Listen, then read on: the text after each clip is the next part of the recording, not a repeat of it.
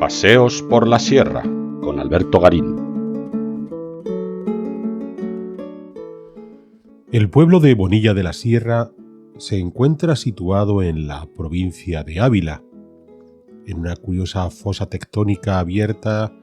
dentro de la Sierra de Ávila, entre el puerto de Villatoro y Piedrahíta. Esta localidad se asienta sobre un territorio en el que se han encontrado restos prehistóricos, posiblemente asociados a la cultura vetona, aunque no exactamente donde hoy tenemos el pueblo de Bonilla. Unos restos prehistóricos de este mundo vetón que nos está explicando cómo Bonilla de la Sierra en su origen podía, al igual que el resto de localidades que conocemos en este área de la Sierra de Ávila, dominada por ejemplo por el Castro de Ulaca, estaríamos ante estas sociedades sobre todo de pastores trashumantes que desplazaban sus rebaños al norte y al sur de la cordillera central para luego aprovechar también los recursos agrícolas de ese su territorio. En cualquier caso, la Bonilla de la Sierra que conocemos hoy es muy posterior, ya resultado de la repoblación de esta región desde finales del siglo XI, comienzos del siglo XII, tras la ocupación de Toledo por Alfonso VI de León. Pero sobre todo, si hay algo importante en la historia de Bonilla, no es que fuera uno más de esos pueblos de repoblación establecidos o de alguna manera recontrolados por la monarquía leonesa tras la conquista de Toledo, sino que fue algo después, ya para comienzos del siglo XIII, cuando Bonilla de la Sierra adquirió una importancia singular. Situado no lejos de Ávila, se convirtió en uno de los lugares preferidos por los obispos abulenses para poder pasar sus tiempos de estío, y a partir de ahí desarrollaron esta localidad con unas características patrimoniales. Su iglesia es absolutamente soberbia, pero también urbanas de lo más singular, demostrando cómo podía existir en la mente de estos obispos una forma, digamos, racional de establecer una nueva localidad, sin necesidad, por ejemplo, de apelar a los pasados clásicos recuperados en el Renacimiento. Bien es cierto que en el pueblo previo, el de la repoblación del siglo XII, probablemente la ubicación de Bonilla de la Sierra está asociada al Pozo de Santa Bárbara, que hasta la actualidad podemos contemplar recorriendo el pueblo. Cierto que la instalación hidráulica que tenemos hoy, parte de ella ya es muy contemporánea, o el propio acceso hacia el área del pozo pueda ser algo quizás de finales del XVIII, que no anterior.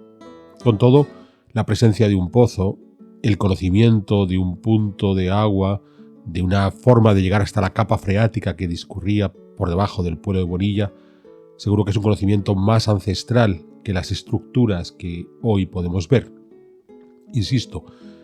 más allá de la forma circular del pozo a modo de brocal, tenemos una escalera que nos permite acceder hasta el interior del mismo. En esta solución tan singular y que hemos podido ver en otros aljibes, donde aquel que estaba interesado por el agua lo que tenía que hacer era bajar por las escaleras cubo en mano hasta llegar al nivel donde se encontrara en ese momento el agua y a partir de ahí poder sacarlo.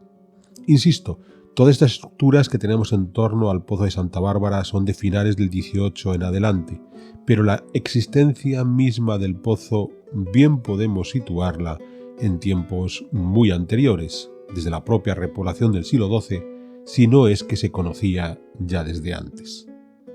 Decíamos que una de las claves era el establecimiento de los obispos de Ávila en Bonilla de la Sierra asociados a sus periodos de estío. Se construye un castillo o se reforma un castillo quizás donde podía haber una pequeñísima fortificación ya del XII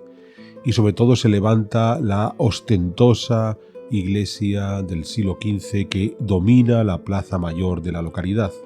Es muy curioso porque lo que tendríamos sería el núcleo primigenio desde el castillo hacia la plaza y luego una pequeña prolongación más hacia occidente, hacia la llamada Puerta de Piedrahíta. Y ahí estaría ese núcleo original del siglo XII, un núcleo original en donde, de nuevo, el castillo sería una pequeñísima fortificación y la iglesia un templo mucho menor que el que conocemos hoy. Claro, tenemos un castillo no solamente porque estamos en la Edad Media y puede haber todo tipo de riesgos en los enfrentamientos entre los señores feudales, o vamos más lejos, alguna agresión por parte de los reinos cristianos vecinos, sino porque a la larga los castillos simbolizan el poder, la autoridad del señor sobre el territorio, sobre la localidad,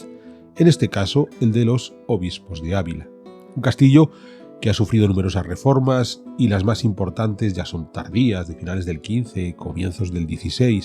en donde se pierde mucho de la función militar propia de los castillos y se incorporan algunos elementos más de confort, como esas grandes ventanas que veíamos en los muros y que son tan poco proclives a una buena defensa de una fortificación, pero tan interesantes cuando queremos que el castillo se convierta en un auténtico palacio de recreo para estos obispos de Ávila. Decíamos antes que había un núcleo inicial que desde el castillo pasaba por el área de la plaza para llegar hacia el sector que se va a rematar hacia el occidente, hacia la Puerta de Piedrahíta, y que está configurado por una serie de calles curvadas, de calles radiales, que como pequeñas secciones de circunferencia van partiendo desde la plaza y abriéndose progresivamente hacia ese extremo de la localidad. Aquí estaríamos ante una solución de ocupación del terreno lógica en estos edificios, en estas localidades de la repoblación del siglo XII, que es crear una especie de almendra con un punto fortificado, el castillo previo al que tenemos en la actualidad, y a partir de ahí esas líneas concéntricas configuradas por las sucesivas calles. De modo que el pueblo, incluso aunque no hubiera tenido muralla, queda encerrado en torno a sí mismo con el hecho de que las casas estén construidas unas contra otras y estas calles curvadas con pequeños callejones transversales que van de calle curvada a calle curvada, se convierten en los verdaderos adarves interiores de estas localidades. En esa parte inicial de la localidad, en esa parte de calles concéntricas, por supuesto muy renovadas, donde vamos a encontrarnos construcciones posteriores ya de los siglos XV, XVI, es ahí donde estaría el origen del núcleo previo a la ocupación del territorio por parte de los obispos. Pero a partir del siglo XIII, cuando los obispos deciden establecerse, ya digo, como lugar de residencia, recreo, veraniega, a partir de ese siglo XIII, se crea una ampliación de esta ciudad, de esta localidad, hacia el sur, en este caso de una manera reticular, con calles cortadas en ángulo recto, no vamos a decir que configurando un auténtico damero, pero no muy lejos de esa sensación de una retícula casi perfecta. En este caso era evidente que los obispos ya no tenían esa preocupación poliorcética del núcleo original del siglo XII, sino que sencillamente estaban habilitando manzanas donde poder llevar a cabo una serie de construcciones posiblemente asociadas a toda la servidumbre que acompañaba al obispo, por no decir algunos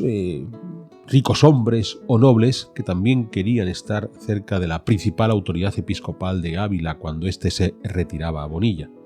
Y aquí volvemos a encontrarnos con otras construcciones más tardías del propio entramado urbano, en algunos casos ya del siglo XVIII, muy interesantes porque nos están hablando de cómo Bonilla de la Sierra fue un espacio de atracción, digamos, económica y social, siempre vinculada a los obispos de Ávila, hasta no solamente avanzado el siglo XVIII, sino bien entrado el siglo XIX. Es en ese siglo XIX, en todos los procesos de desamortización que ya habían comenzado en tiempos de Carlos III y Carlos IV, no hubo que esperar a Isabel II, cuando Bonilla de la Sierra decae, cuando los obispos de Ávila se alejan de lo que había sido su residencia de recreo durante siglos. Y este pueblo, que en algún momento llegó a contar con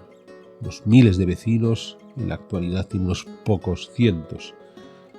Un pueblo, como otros muchos de Castilla, donde la edad de sus habitantes ya es muy avanzada, donde las actividades agrícolas son mínimas y es el turismo de los que se fueron a la ciudad y que regresan los fines de semana o el verano lo que termina por mantener la localidad con vida. Pero un pueblo muy interesante en ese ejercicio de entramados urbanos donde teníamos la almendra original de calles concéntricas y esa ampliación reticular promovida por los obispos a partir del siglo XIII, que nos viene a hablar de cómo estas planificaciones urbanas no estaban asociadas tanto a supuestos tratadistas como los del Renacimiento, sino a la verdadera necesidad de ocupar el territorio de una forma racional, como la que quisieron los obispos para Bonilla de la Sierra, que de alguna manera ellos consideraban que era uno de los sitios donde más les gustaba estar.